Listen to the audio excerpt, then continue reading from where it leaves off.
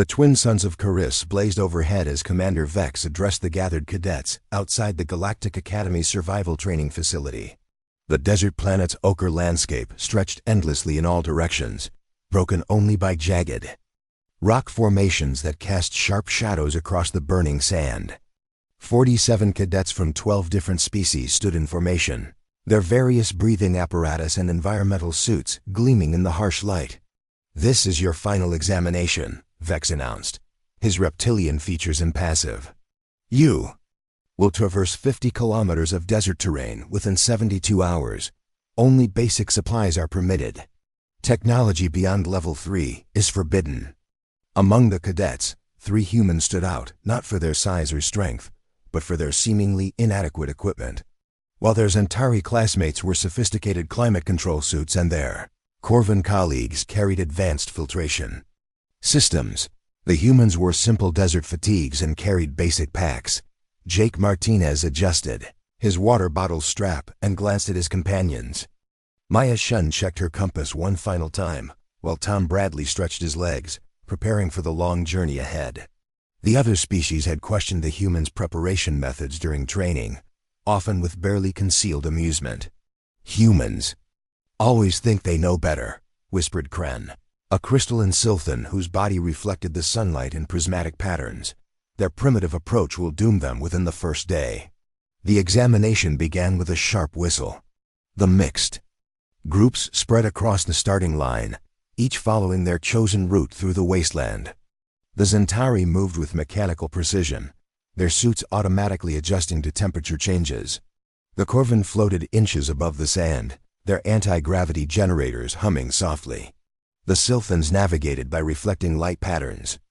While the hulking Grax stomped forward with their characteristic determination, the humans walked. For the first 6 hours, progress remained steady. The various species maintained their formations, following pre-planned routes calculated by their advanced navigation systems. Jake's group had partnered with 4 Zentari cadets, 2 Corvan, and a single Sylphan named Vel. Maya wiped sweat from her brow and offered water to Vel, whose crystalline form had begun to dull in the heat. "You need to stay hydrated," she said, understanding that the Sylphan's water requirements were different, but no less critical. "Your concern is noted," Vel replied, though gratefully accepting the offer. "However, my species' thermal regulation systems are superior to your biological limitations." Tom chuckled, adjusting his head wrap. "We'll see about that." As afternoon approached, the horizon began to darken. What had seemed like a distant cloud formation revealed itself as something far more ominous. The wind picked up, carrying with it the distinctive smell of approaching weather. "Storm system approaching," announced Zan, the lead Zentari, consulting his wrist display. "Meteorological data indicates minor dust activity. Our filtration systems can handle the particle density." Jake squinted at the approaching wall of sand, now visible as a massive brown curtain stretching across the sky. His grandfather had been a rancher in Texas, and family stories about dust storms suddenly felt relevant. "That's not minor," he said quietly. The storm hit with shocking violence. Within minutes, the world disappeared behind a wall of stinging sand. Visibility dropped to mere meters. The carefully planned formation scattered as cadets struggled to maintain contact with their teams. The Zentari suits began issuing warnings as particle filters exceeded capacity. The Corvan's anti-gravity systems faltered under the electrical interference. The Sylphan's light-based navigation became useless. In the swirling chaos, every great journey starts with a few brave explorers. Sci-Fi stellar conflict is just beginning, and your support means everything. If you're hungry for HFY battles and tales of human valor against alien might, hit subscribe. It's free, and it helps us bring these front lines to you. But the humans adapted. Jake immediately pulled his shirt over his nose and mouth, while Maya and Tom did the same. They linked arms, forming a human chain to prevent separation. Through the howling wind, they could hear the panicked voices of their alien teammates, their advanced equipment failing in conditions it had never been designed to handle. "Stay together," Jake shouted over the storm. "We need to find shelter." The examination had become a fight for survival, and the humans were just getting started. The Sandstorm's fury intensified beyond anything the Galactic Academy's computers had predicted. What should have been a manageable weather event had transformed into a killing wind that turned the air itself into a weapon. Sand particles, fine as powder but sharp as glass, penetrated every gap in equipment and clothing. Zan's sophisticated environmental suit, designed for extreme conditions across a dozen worlds, began emitting distress signals. Red warning lights flashed across his display as filtration systems clogged with unprecedented particle loads. His breathing became labored as recycled air grew thick with dust that somehow found its way past multiple barriers. System failure. Imminent, his suit announced in clinical tones. Seek immediate shelter. The Corvan fared no better. Their anti-gravity generators, overwhelmed by static electricity from the storm, began shutting down one by one. Kiv and Nex crashed into the sand, their elegant floating forms reduced to crawling through the stinging particles. Their species' breathing apparatus, evolved for their homeworld's thin atmosphere, proved woefully inadequate against the dense, choking dust. Vel's crystalline form began to crack. Sylphans required clean, filtered air to maintain their internal light systems, but the storm's particles were accumulating in his respiratory chambers. His inner glow flickered like a dying flame as his body's natural defenses failed against the relentless assault.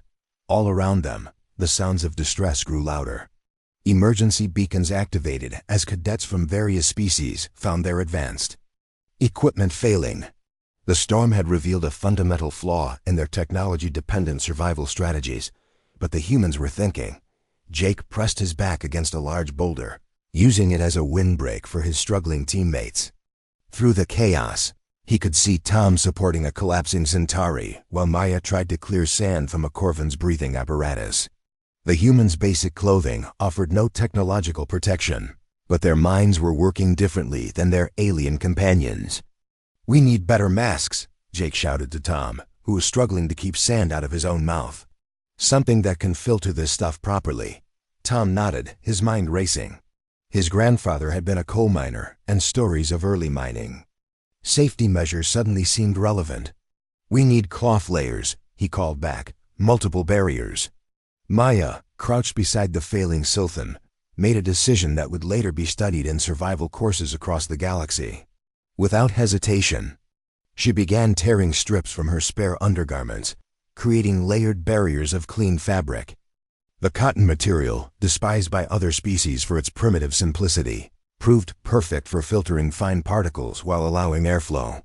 "Here," she said, wrapping the improvised mask around Vel's crystalline features. "Breathe through this." The effect was immediate. Vel's internal light steadied as clean air began reaching his respiratory system. The simple cloth filter, moistened with precious water to increase its effectiveness, performed better than his species' advanced filtration technology. Jake saw the success and immediately began tearing his own spare clothing. Within minutes, he had created masks for the struggling Centauri, whose environmental suits had become death traps filled with accumulated dust. The humans' willingness to sacrifice their own supplies for their teammates' survival struck the aliens as both primitive and profound. "How did you know to do this?" Zan gasped through his improvised mask, his breathing finally stabilizing. "Sometimes old ways work better than new ones," Jake replied, helping another cadet adjust their cloth barrier. "My great-grandmother lived through the Dust Bowl. She always said the key wasn't keeping the dust out completely. It was filtering what got in." The storm continued its assault, but the dynamic had changed. The humans had transformed from seemingly the least equipped to the most effective survivors. Their ability to improvise solutions from basic materials had turned the examination on its head. Tom was already working on the next problem, using his belt and torn fabric to create a more secure breathing system for the larger Grax cadets. Maya had begun sharing her water supply to keep the cloth filters effective, understanding that hydration was useless if they couldn't breathe. As the alien cadets began to recover, protected by humanity's gift of improvisation, the storm seemed to intensify one final time before beginning its slow retreat toward the horizon. The sandstorm's peak had passed, but its effects lingered like a malevolent spirit across the desert. The air remained thick with suspended particles, and visibility stretched only a few body lengths in any direction. What had begun as a routine survival examination had evolved into something far more significant, a revelation about the fundamental differences between species. The humans moved through the remaining chaos with growing confidence. Their improvised masks, crafted from torn undergarments and secured with bootlaces, had proven more effective than equipment costing thousands of credits. But more importantly, they had begun to think beyond their own survival.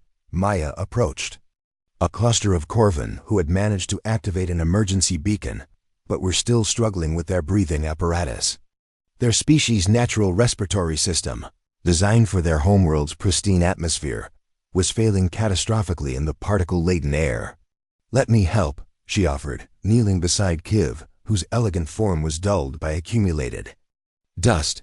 Without waiting for permission, she began fashioning another mask from her remaining spare fabric. "This is primitive," Kiv wheezed, but accepted the cloth barrier gratefully. Within moments, his breathing eased as the simple filter began working. Jake had discovered something remarkable about the storm's behavior. Unlike his alien companions, who relied on their equipment's sensor readings, he had been watching the sand patterns, the wind direction, the way particles moved around obstacles. His grandfather's stories about reading weather signs were proving invaluable. "The storm's moving southeast," he announced to the mixed group. "If we angle northwest, we can use that ridge for shelter while it passes completely." Zan consulted his instruments, now functioning poorly after their exposure to the storm. "My readings indicate the storm is stationary." "Your readings are wrong," Jake said matter-of-factly. "Look at the way the sand is flowing around that rock formation. The wind's shifting." This created a moment of profound cultural tension. The alien cadets had spent their entire lives trusting technology over organic senses. The concept of reading natural signs seemed not just primitive, but dangerous. Tom, meanwhile, had noticed something else. The various species' equipment failures followed predictable patterns. The Zentari suits were failing because their filters were designed for known particle types. The Corvan anti-gravity systems couldn't handle the electrical interference. The Sylphan light navigation was useless in the dust. "All their tech is specialized," he murmured to Maya. "It works perfectly under expected conditions, but fails completely when something unexpected happens." "Unlike us," she replied, adjusting Vel's mask for better filtration. "We don't have specialized equipment. We have to adapt." The humans began organizing the mixed group with increasing authority. Their success with the breathing masks had earned them credibility, but more importantly, their approach to problem-solving was proving superior to their companions. Technology-dependent methods. Jake led the group toward the ridge he had identified, navigating by natural landmarks rather than instruments. The alien cadets followed reluctantly, their training telling them to trust their equipment. Despite its obvious failures, Maya had begun teaching other cadets how to adjust their improvised masks, sharing techniques her grandmother had used during wildfire season. The knowledge seemed impossibly basic to the aliens, yet it was keeping them alive. "Why do humans possess such knowledge?" Vel asked, his crystalline form beginning to clear as his breathing improved. "Your species lacks our advanced technological development. Maybe that's why we have it," Maya replied thoughtfully. "We've always had to figure things out with whatever we had available. It makes you creative." Tom was already working on the next challenge. The storm had scattered their supplies, and several cadets were showing signs of dehydration. While the aliens checked their equipment for water purification systems, Tom was examining the rock formations for signs of moisture collection. "There," he pointed to a shadowed crevice where condensation had formed. "We can collect water there. Not much, but enough to keep the masks effective." The alien cadets stared at the tiny amount of moisture as if it were a miracle. Their training had never included such basic survival techniques. As the group reached the shelter of the ridge, the storm's intensity finally began to decrease. The wall of sand that had seemed impenetrable was breaking apart, revealing patches of clear sky. But the examination had fundamentally changed. The humans were no longer following, they were leading. The Sandstorm's retreat revealed a transformed landscape. What had been a challenging but manageable desert crossing had become a maze of shifted dunes and buried landmarks. The carefully planned routes programmed into various navigation systems were now obsolete, pointing toward destinations that no longer existed or were blocked by newly formed sand barriers. Commander Vex's voice crackled through the emergency communication system, reaching the scattered cadet groups across the examination area. All teams report status. The storm exceeded predicted parameters. Emergency extraction is available for any team requesting assistance. The alien cadets immediately began checking their equipment, calculating their remaining resources against the revised challenge. Many teams were already signaling for extraction, their advanced equipment too damaged or their supplies too scattered to continue effectively. But Jake's mix group wasn't finished. "We still have 36 hours, he announced, consulting his basic mechanical watch, one of the few timepieces still functioning after the storm's electrical interference. "And we've covered maybe 15 kilometers. It's doable." The alien cadets exchanged glances that mixed disbelief with growing respect. Their sophisticated equipment had failed them, but the humans' primitive approach was proving remarkably resilient. Zan's environmental suit had been reduced to basic life support, its advanced features offline. "My calculations indicate a 73% probability of failure with our current resources." "Your calculations don't account for improvisation," Tom replied, already examining the shifted landscape for new navigation markers. "We'll find a way." Maya had become the group's unofficial medical officer, monitoring the other cadets' condition and adjusting their improvised breathing protection as needed. Her basic first aid training, considered elementary by Academy standards, was now invaluable. "Vel needs more water," she announced, checking the Sylphan's crystalline clarity. "His internal systems are still processing dust particles."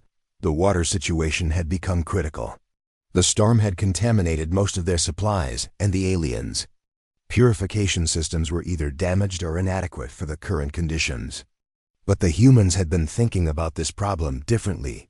Tom had identified several locations where the storm's winds had created natural collection points for atmospheric moisture. Using torn fabric and basic physics, he had constructed simple dew collectors that would provide small but steady amounts of clean water. "This is impossible," Kiv whispered, watching Tom's contraption slowly accumulate precious drops. "You're creating water from nothing." "Not from nothing," Tom corrected. "From understanding how things work.